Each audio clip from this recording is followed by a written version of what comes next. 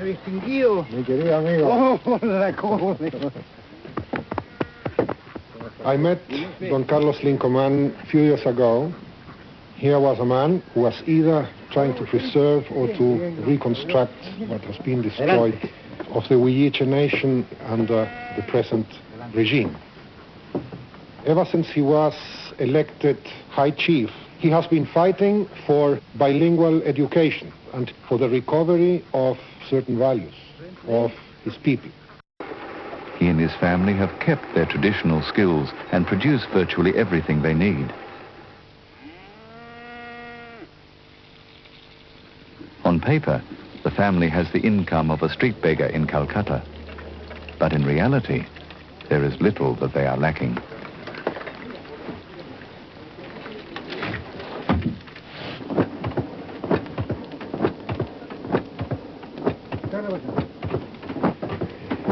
This is an example of the invisible world. This family of the High Chief is a totally self-reliant family. They weld, they weave, they construct, they plant. All that does not appear in the national accounts. It does not contribute, according to conventional economics, to economic growth and to development. Now, Don Carlos, let's do his map.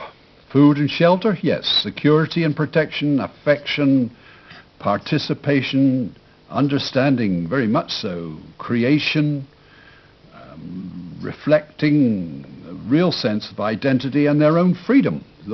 That family, he and his family score high. And, well, what's going against them? I suppose they, with the, I don't know, it works out. Great. These people are wealthy people. As Manfred says, they may be poor, but they're wealthy. He began using those resources traditional economists ignore. Local knowledge, strong family ties, traditions, though he didn't know where it would lead.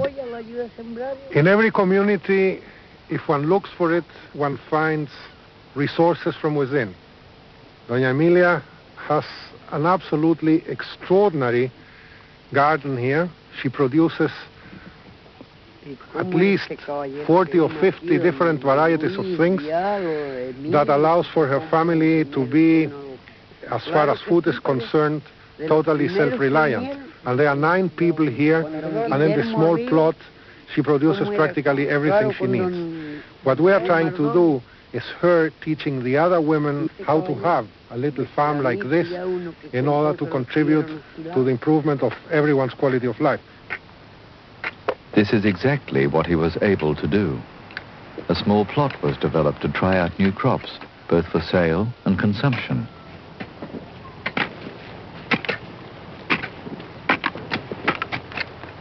The idea arose of developing a simple greenhouse.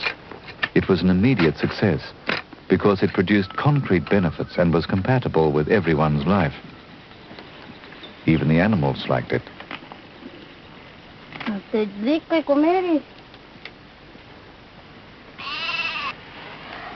If one thinks a little deeper, the most important things cannot be measured. Either the happiness or the welfare or the quality of life that this greenhouse may produce, the improvement of the health of the children may feel happier and their parents may feel more content, are things that cannot be measured but are fundamental for the quality of life. Now look at the map for Mrs. Alicia and her family and the garden. Again, food, very much so, they were growing it. Security and protection, the sense of affection that went between them. They had to participate. They had to understand.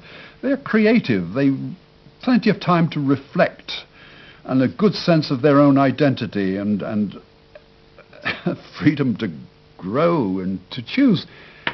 Again, these people are wealthy.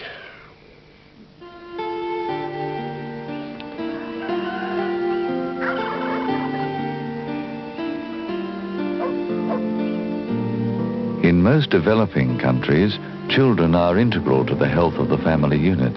They work, They protect each other, they parent the smaller children, and so contribute to the welfare of the whole family. Because of this, Manfred believes that children are uniquely placed to express the hopes and frustrations of the community they see around them. Manfred thinks that the children need more than just schooling. To have a future, they must defend themselves against development by becoming increasingly self-reliant and increasingly invisible. His plan is to build upon what is already there, and the resources he uses are human. 3 boys in a leaking boat rowing into a storm. To Manfred, it was like his own journey into the unknown. All he had was a conviction that there was a better solution to poverty. Let's do the map about the children. Food and shelter? Yeah. Security and protection? And Manfred's whole object was to enable them to protect themselves. Obviously, affection, they participated and shared. They had to work, and it was great for a child to be able to work and to understand the predicaments that the whole families faced. And the children were creative and were obviously caught up in everything that was going on, and their sense of identity and their freedom, the freedom to work and to play. Now the next clip takes us into the world of work and of management. Here at Metalgas, their annual report quotes human-scale development and is dedicated to Manfred Max Neef.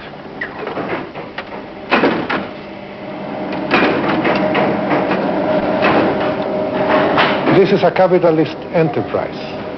It is composed by shareholders. The difference from the other conventional ones is simply that 60% is controlled by the laborers. Laborers have members in the board of directors. The other 40% are the professionals in finance, in marketing, and in administration. This enterprise was totally bankrupt to be sold as junk. It took them a long time to find one bank that trusted them to reconstruct this on the principles of self-management of labor. In only 5 years, they are competing now highly successfully with the much larger enterprises that are producing similar products. Esta cabina son mi trabajo, son mis manos, lo quiero bastante.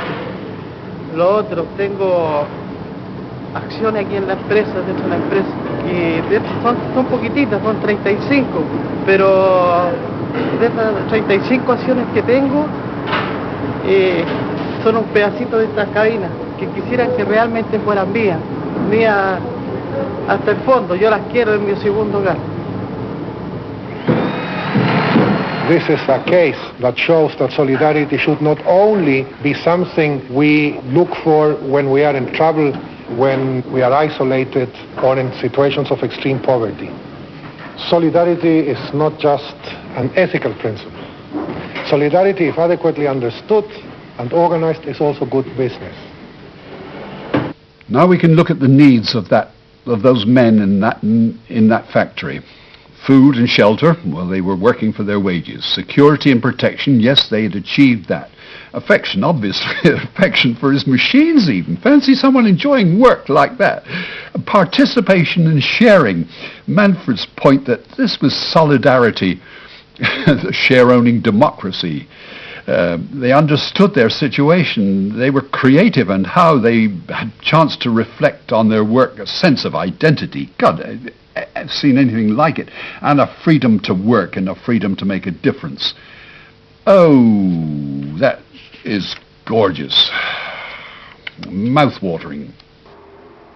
So we've been looking at situations in which those concerned have been able to realize the potential of their fundamental human needs. And we, like them, in such a situation can become resourceful and innovative and cooperative people and make a difference in life.